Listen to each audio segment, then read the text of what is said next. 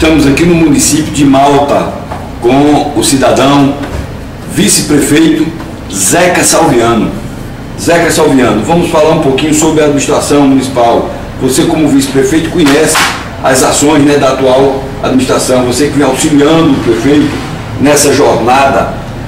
Qual a avaliação que você faz? O que vem sendo feito aqui em Malta para oferecer ao povo uma boa prestação de serviço?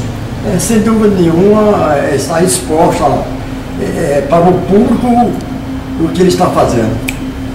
Do meu ponto de vista, está muito bem. Com relação ao relacionamento entre os poderes aqui, como é que está o relacionamento dos vereadores, juntamente com o prefeito? Estão trabalhando unido em harmonia? Do meu conhecimento, está tudo bem. Em perfeita harmonia, né? Muito bem, Zeca. Qual a sua mensagem, então, vice-prefeito, para esse povo maravilhoso que confiou no prefeito, confiou em você, para conduzir o destino do município? Qual a sua mensagem para um futuro melhor, mais promissor? Eu agradeço, de modo geral, a toda a população que confiou a gente, né?